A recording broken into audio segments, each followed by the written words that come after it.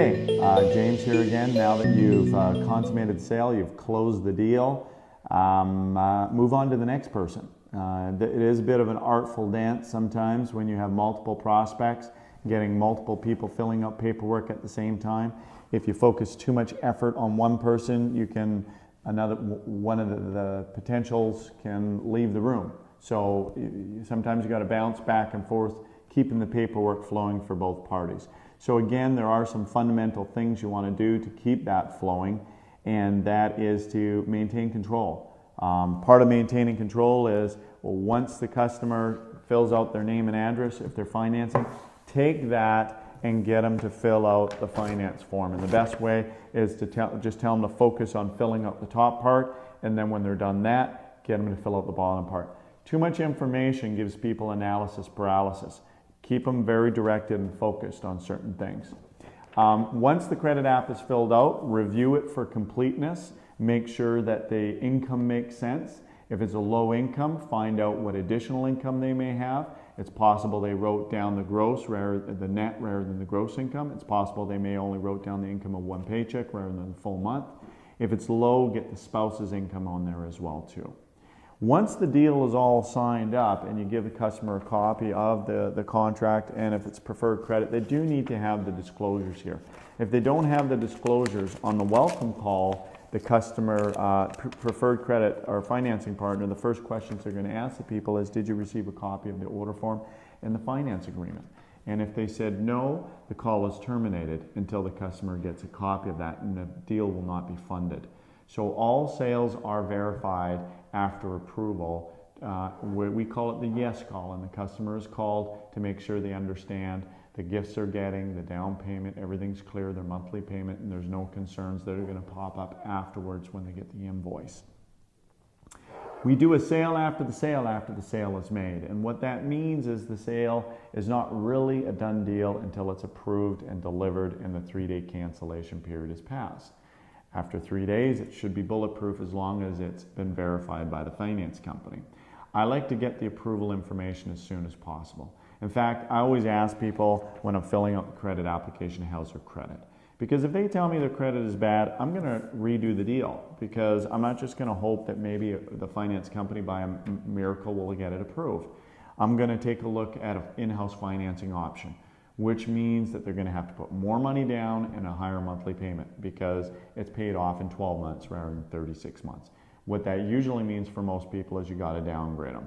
Usually got to downgrade them to a trio or a starter or a completer set, or because the down payment is 25%, it's just going to be more. So with that in mind, we don't ask them what pieces they want. We ask them what's the maximum you can put down and what's the maximum you can pay monthly. So when we kind of go through that series there, it pre-qualifies people. So we're not trying to oversell them something they can't afford. Even if it's only a couple pieces, we can still get them started. With the in-house, we still have to fill out the regular paperwork. Finance, we don't pull credit. If their credit is good, we can, up to 10 o'clock Pacific time, we can get the deal zipped. We can call the credit card company, the toll-free line. It takes about 10 minutes. They'll give us approval code, or they'll say a do not leave if it's not great credit. Chances are, if you're cooking for the right people, you should get approvals on 80% of your deals, and most of them should be full approvals. So with that in mind, paperwork's all done. You do want to tie down your bookings. You do want to tie down the open house invitation. We call it a grand slam is when you do a dinner, somebody buys a set, they're excited about the business, they're coming down to open house, and they got 3 dinners on the books. That really is, it's a home run. It's you've hit all the bases. So once you got the contract and the order is signed, do make sure that they have their copy of their open house invitation. Do make sure you filled out the details. Do make sure you confirm and commit that they're going to be there this Monday at 7 o'clock or whenever the next open house date is. And with their dinner dates, do remind them that you're going to be following back at a very specific time and date to confirm those dinner dates up. So ladies and gentlemen, it's a real simple thing. If people give you objections, there's other small objections that could come up. I don't cook a lot. This would have been perfect 20 years ago. We're retired now. I don't use a lot of pieces. Those things tend to come up with people that don't cook as much as they used to or eat out a lot. Do understand that your demonstration should deal with some of those things. And if somebody doesn't cook a lot, they still cook. Somebody says they don't cook, they do cook unless they're a raw foodist. Even raw foodies still cook certain foods. So my attitude really is simply, you need something. You need something for your vegetables, you need something for your grains, you need something for soup, you need something for sauteing. Everybody needs a minimum of 2 or 3 pots. That's an absolute minimum, and yeah, you can give them a custom pack. So there's a balance between what I need and what I can afford, and needs are going to be directly associated with wants.